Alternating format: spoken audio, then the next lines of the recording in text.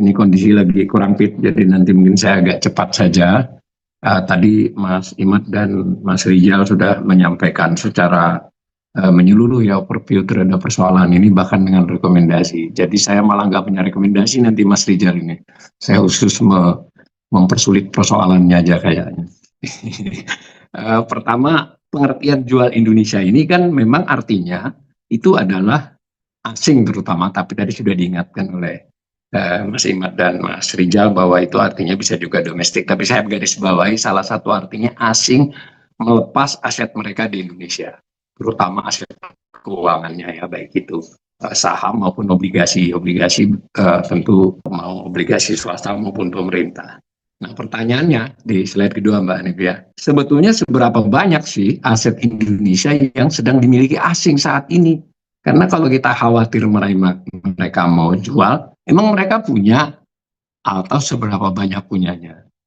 Nah, lalu pertanyaan berikutnya, selama ini per tahun itu mereka itu masuk atau keluar nggak sih modal asing itu terhadap kepemilikan mereka terhadap aset keuangan Indonesia?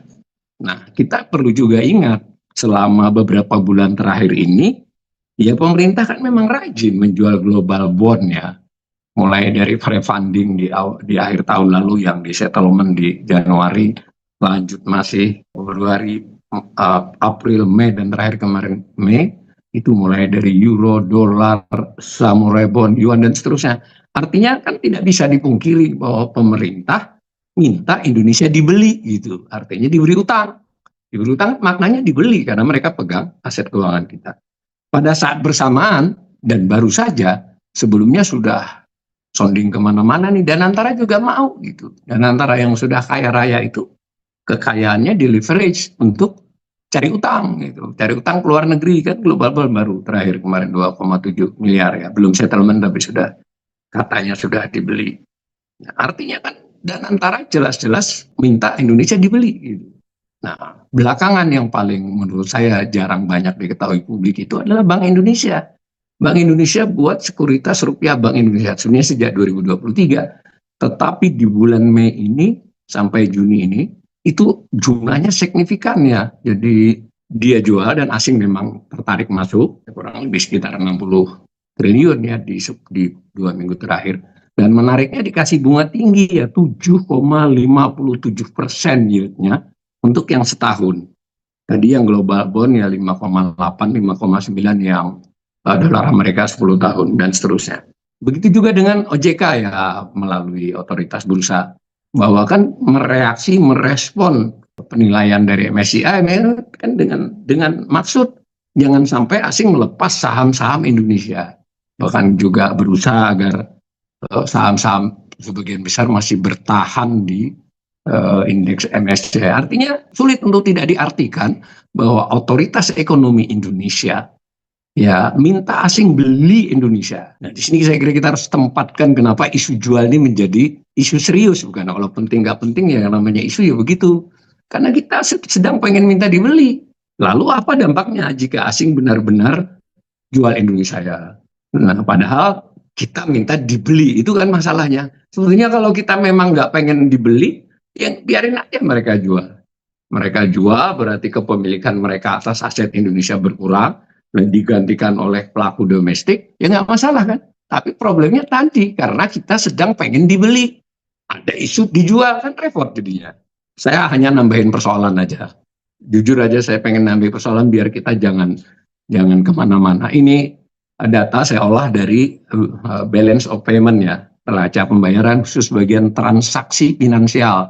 Jadi balance BOP itu terdiri dari dua, transaksi berjalan itu berarti neraca perdagangan barang dan jasa, sedangkan yang transaksi finansial khusus keluar masuk modal finansial ya, finansial. Nah, yang orange menunjukkan arus tiap tahun modal asing masuk netonya ya, tentu dia keluar tiap hari kan di saham, di surat berharga. Yang biru adalah modal penduduk Indonesia yang keluar secara neto. Perhatikan yang orange saja. Jadi memang belakangan ini yang paling pinggir itu masih 1 triwulan ya. Sebetulnya memang kita sejak COVID ya, itu 2020, itu memang berkurang gitu loh, duit asing masuk ke Indonesia itu berkurang, itu jauh kan dibandingkan tahun-tahun sebelumnya. Kalau di rata-rata selama 21 tahun itu rata-rata 30 miliar. Ada beberapa tahun yang sampai 55, 51, 45.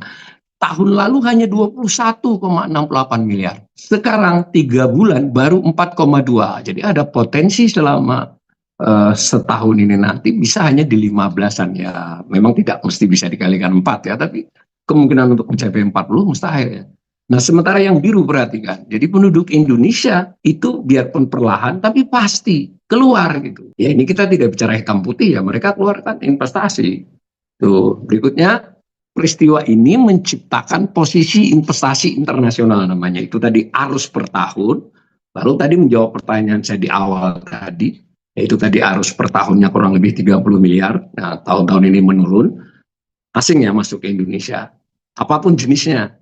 Nah, lalu posisinya, kan posisi itu akumulasi berarti. Akumulasi per, nah kalau ini data terkininya per 31 Maret 2026.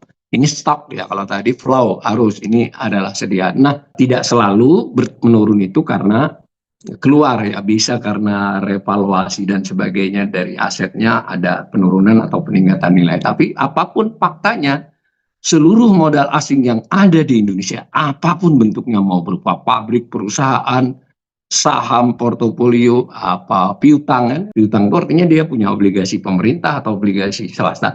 Nilainya 784 miliar ya, yang orange itu. Ya kalau kita perhatikan dari tahun-tahun 10 tahun terakhir memang tetap meningkat trennya. Tapi khusus 2026 turun loh dari 832 Desember kemarin menjadi 784. Kita belum bicara waktu isu sel ini di bulan April Mei loh, datanya belum ada. Akan bisa turun lagi itu. Tetapi terlepas dari itu, kita harus mengakui modal asing itu banyak, masih 784 miliar dolar ada di sini. Jadi kenapa kita khawatir kalau jual Indonesia yang 784 ini bisa pergi, bisa capital flight. Berapa capital flight-nya kan? Kalau dia berupa sektor real, pabrik, perusahaan, memang tidak mudah dia keluar. Tapi kalau dia portofolio atau other investment, gampang dia keluarnya. Nah gitu ya. Posisi yang biru, ya kita lihat pelan-pelan penduduk Indonesia keluar secara umum. Next, nah, modal itu terdiri dari 3 jenis ya. Foreign direct investment, investasi langsung, lalu portfolio investment, lalu other investment. Investasi langsung ini ya berarti kan dia masuk menjadi perusahaan, berkolaborasi atau memperbesar perusahaan dia sendiri dan seterusnya. Dan ini tidak mudah keluar masuknya. Apa yang terjadi yang orange itu? Sebetulnya bertahun-tahun ini ya arus masuk itu sudah nggak melesat. Nah, ini kalau saya tarik dari tahun 90-an menarik ya gambarnya, tapi anggap aja ini aja yang 10 tahun terakhir. Ya rata-ratanya selama 20 tahun ini 17 miliar ya. Nah, tahun lalu lumayan tuh masuk 22 miliar, berarti masih lebih bagus. Tapi tahun yang berjalan ini baru 3 miliar ya selama 3 bulan. Sementara yang biru, ya ternyata diam-diam orang Indonesia berinvestasi langsung sudah banyak dia. Mungkin dia ke Vietnam, ke Kamboja, atau bahkan ke Cina. Investasi langsung loh, bukan beli portofolio atau other investment. Nah selanjutnya terjadi akumulasi kan. Nah ini akumulasinya. Jadi akumulasi seluruh investasi langsung yang ada di Indonesia saat ini per 31 Maret itu 314 miliar dolar. Masih banyak 314. Ini yang dikhawatirin kalau dia jual Indonesia, ya ini berkurang. Dan menariknya 3 bulan ini merosotkan itu. Tren selama ini selalu naik itu yang orange itu. Tetapi di 3 bulan belum termasuk isu belakangan ini ya. Ini udah keluar. Ini saya terus terang memang yang membuat kita memahami persoalan ini memang serius, bukan rumor atau apa ya, ini angkanya 314 miliar itu kalau keluar kira-kira 20-50 ya kolaps kita. Tapi tentu nanti saya jelasin nggak mungkin mereka keluar begitu saja, mereka cari untung kok. Nah yang menariknya yang biru ini ya, pelaku domestik kita ini ya tertarik berinvestasi di luar, posisinya sudah 144 miliar. Tadi kan dikatakan kalau memang pemerintah ini bisa memancing apapun lah ya, mungkin mereka bisa masuk. Tapi ya nggak bisa disalahin, yang namanya modal itu kan cari tempat yang dia menguntungkan dan aman kan. Next, ini jenis investasi langsung. Lalu yang portofolio, jadi saham dan surat utang ya. Surat utang yang banyak adalah surat utang pemerintah ya, SBN, surat berharga negara. Orange itu, lihat. Jadi sejak COVID sebetulnya kita portofolio memang sudah tidak begitu menarik Indonesia. Tahun 22 dan kemarin tahun 25 itu keluar ya neto loh, netonya maksudnya. Tentu ini rinciannya bisa dilihat di arus di saham dan rincian di arus SBN. Tadi sudah disinggung-singgung oleh Bang Imad sama Rijal tadi. Untuk SBN ya memang asing relatif keluar atau sekurang-kurangnya tidak masuk. Ini arusnya ya. Nah, kebayang nggak kalau ketambahan isu jual Indonesia gitu, artinya jual Indonesia dia sudah pegang ini, dia jual, dia nggak masuk aja kita masalah kok, kita nggak masuk saja masalah. Buktinya tadi, pemerintah ketika merasa jual SBN rupiah kurang laku, buatnya global bond, panjang alasan. Ya ternyata kita masih menarik, tapi nanti dulu.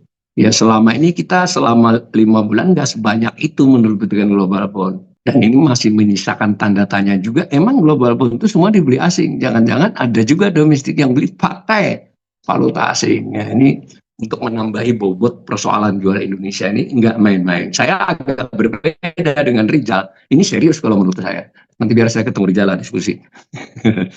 Ini sangat serius kalau menurut saya. Nah lalu posisinya portofolio ya seperti itu, masih gede ya. Jadi kepemilikan asing atas saham, obligasi swasta maupun SBN itu masih 280 miliar dolar.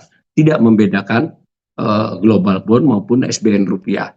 280 miliar. Tapi hati-hati kita. Selama beberapa tahun terakhir ini angkanya di situ-situ aja.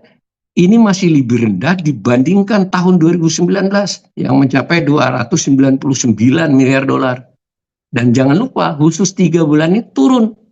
Saya menggarisbawahi lagi, belum termasuk dinamika bulan April dan Mei. Ini sampai 31 Maret. Sementara yang biru nggak mau tahu dia naik. Nah, jenis berikutnya jenis ketiga, other investment. Nah, ini yang ribut-ribut soal DHS segala macam kan. Jadi memang prinsipnya other investment itu satu adalah simpanan di lembaga keuangan. Ya mau itu bank atau dana investasi dan sebagainya.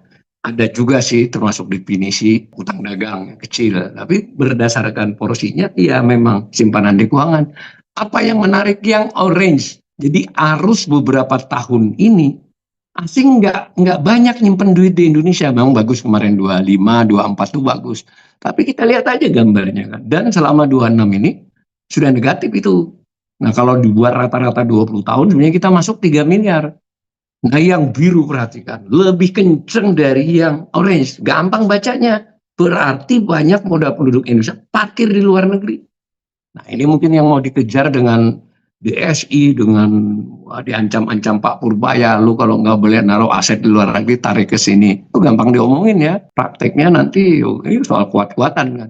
Saya kembali menambahi bobot bahwa jangan pandang enteng isu jual Indonesia ini sebagai sebuah isu ya nakal-nakalan aja, tapi sebagai sebuah substantif. Apakah kita memang berani kalau modal asing pada keluar dari Indonesia?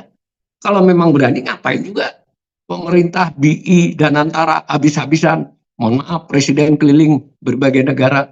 Sulit untuk tidak dibaca mencari investasi asing, mau bentuk investasi maupun utang.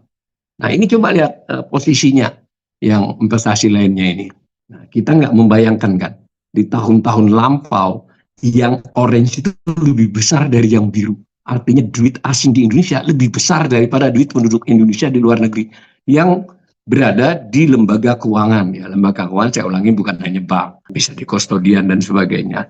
Perhatikan sejak tahun 2022 ya sampai sekarang yang biru melampaui yang orange. Jadi benar sekali tadi Rijal mengatakan bahwa ini persoalan kredibilitas ini, kepercayaan ini malah yang harus dipikirkan yang biru, yang penduduk Indonesia. Nah, mereka ya seperti itu yang terjadi. Untuk disalahkan, ya saya ulangi, yang modal itu di mana-mana cari keuntungan. Kalau ditambah keamanan, kalau makin ditakut-takuti, kalau kamu nggak balik awas ya, kalau baliknya terpaksa kami pukulin ya, ini biru bisa keluar lagi. Negara kan hebat. Kita lihat seberapa hebat mau menahan yang biru itu keluar. Nah, lalu terjadilah itu apa cadangan devisa tadi sudah disinggung. Gambar itu menunjukkan peningkatan cadangan devisa itu melandai ya. Bahkan itu sudah terbantu di 2021 itu kita di bulan Agustus kalau lihat kita dapat hadiah dari IMF Tanda Petik ya. Hadiah secara buku ya, kita dicatat berutang Bank Indonesia dalam hal ini, tapi kita punya cadangan devisa masih tidak dipakai. Kalau itu sampai dipakai, oh udah selesai kita. Nah, saat ini masih ya tadi benar Richard, belum bahaya kan ini belum dipakai. Nanti kita tunggu aja, mudah-mudahan. Nah, perhatikan selama Mei, ini datanya sampai Mei karena tidak berdasarkan balance of payment, berdasarkan pengumuman Bank Indonesia. Coba bayangkan kita setahun ini turun loh ya, 5% dari Mei tahun sebelumnya. Belum pernah kita punya selama 5 bulan turun sekitar 12 miliar dolar. Saya ulangi ya, cadangan devisa turun segitu, padahal tadi selama 5 bulan pemerintah sudah kira-kira berutang yang palas itu berapa ya? 5,4, 2,7, ya sudah lebih dari 10 miliar dolar. BI sudah berutang dengan SRBI. Itu masih mengurangi cadangan devisa. Artinya apa? Berarti dipakai. Dipakai untuk apa? Kalau kita lihat di ekspor impor kan wajar masih surplus kita. Dipakai untuk antara lain intervensi. Nah, belakangan ini memang menarik. Mungkin intervensinya tidak hanya pakai dolar sekarang, bisa jadi pakai yuan. Nah, maka jadi serius persoalannya. Kalau melihat ini, penutup dari berbagai info setahun ini saya ulangi ya, jelas-jelas pemerintah, Bank Indonesia, OJK, dan Antara sedang berusaha agar asing beli Indonesia. Itu nggak bisa dibaca lain. Nah, maka ketika ada isu jual Indonesia, itu kan berlawanan. Kuat-kuatan kita. Tadi sudah dijelaskan oleh Mas Imad maupun Rijal ya, bahwa agar mereka mau beli, kita harus menampakkan diri seperti apa, fiskal seperti apa, moneter seperti apa, bagaimana dampaknya kepada sektor real, dan seterusnya. So far tetap nggak bagus ya. Jangan melihat seminggu 2 minggu ini menguat, itu menguat doping namanya. Kalau ibaratnya itu kan invisible hand, itu kekuatan pasar. Kalau kurs rupiah, IHSG itu akibat mekanisme pasar, wah kita kasih jempol 10 ya. Tapi kalau doping, ya nggak apa-apa, memang harus begitu dilakukan oleh. Tapi kita lihat nanti, apakah doping ini cukup kuat? Kalau tidak terjadi perubahan yang direkomendasikan oleh Imad dan Rijal tadi. Tetapi saya pakai biar tidak terlalu cemas juga kita. Indonesia ini punya harga masih. Kita masih di investment grade ya. Ada ancaman turun tapi tetap di investment grade. Lalu kondisinya kita masih menguntungkan bagi investor. Buktinya ketika kita taruh 7,57 SRBI kita kasih 7,4, SBN kita kasih 6,5 SPN setahun, maulah orang. Menurut saya kalau terpaksa nanti pemerintah akan buat SPN itu di 8% ya. Kalau di 8% artinya harganya di 92 lah. Kalau dia di 92, banyak masalah baru tuh. Tadi yang dikatakan Rijal Bank masih kuat, nanti dulu. Solvabilitasnya bagaimana kalau dia memiliki SBN nilainya merosot 8%. Misal, ini kan dia belinya rata-rata 199. Nah, tapi saya ingin mengatakan, investor asing tentu tidak memutuskan Indonesia atas fakta Indonesia saja, juga atas fakta negara lain. Apakah negara lain kondisinya lebih baik, lebih buruk? Ya seperti itu kan. Nah, lalu dibanding-bandingkan. Tapi sudah sulit kita menghindar bahwa country risk kita termasuk yang tinggi, mungkin tidak yang terburuk. Currency risk kita termasuk yang buruk. Maka mereka minta premium risk. Karena menganggap kalau pegang rupiah, itu nanti potensi melemahnya lebih besar daripada menguatnya. Kita bisa juga cek lelangnya Bank Indonesia. Dia jual 3 bulan ke depan DNDF 18.030 nggak laku. Artinya pasar mengira nanti 3 bulan mendatang, jangan sekarang ya, akan lebih dari 18.000 sedikit. Jadi the curve yang dilakukan Bank Indonesia belum berhasil. Tentu saya juga tidak menutup mata ya, yang namanya investor ya kan mainnya isu bahwa betul pastilah mereka menggunakan taktik ini sell Indonesia untuk memperoleh keuntungan yang banyak dan seterusnya. Tapi kalau kita dijelek-jelekin orang, kalau kita memang nggak jelek, nggak masalah. Persoalannya kita dijelek-jelek kalau ternyata kita jelek. Dan menurut saya yang dijelaskan Imad sama Rijal tadi, kita jelek. Dan jangan lupa, sekalipun menurun tadi arus modal asing, kita tetap butuh. Karena nggak usah dia masuk, dia keluar, kita bisa bahaya. Jadi saya beda dengan Rijal. Saya betul-betul merasa ini adalah situasi yang justru salah dibandingkan dengan 98. Enggak mungkin pertumbuhan ekonomi kita, ketenaga kerjaan kita, enggak. berbagai indikator-indikator yang lebih detail terhadap kerentanan sektor eksternal kita lebih bahaya. Karena beda, 98 itu segitunya complicated internasional itu belum seperti sekarang. Jadi ibaratnya kalau orang itu mau sakit ya butuh 2 bulan, 3 bulan, setahun ya. Ini sehat, tinggi, besar, gagah Indonesia kan. Dia hanya butuh sehari 2 hari kena virus ya, kolaps. Mari kita bayangkan, keluar 50 miliar dolar. Apa yang terjadi pada IHSG dan rupiah? Tentu saya tidak berharap gitu ya. Cuma biar kita jangan mengentengkan ini hanya soal rumor. Ini soal fakta daya tahan eksternal Indonesia saat ini sangat buruk. Dan bukan berarti tidak bisa diperbaiki. Mulai dari kesadaran otoritas. Ini sense of crisis. Belum krisis. Tapi ada dong rasa bahwa ini kalau nggak ditangani dengan baik, bisa selamatan kita nanti. Selamatan dalam arti buruk. Saya tetap berdiri pada sebagai ekonom yang memberikan berita buruk. Karena lebih baik ramalan buruk ekonomi itu agar tidak terjadi. Mudah-mudahan penyampaian saya bermanfaat. Assalamualaikum warahmatullahi wabarakatuh.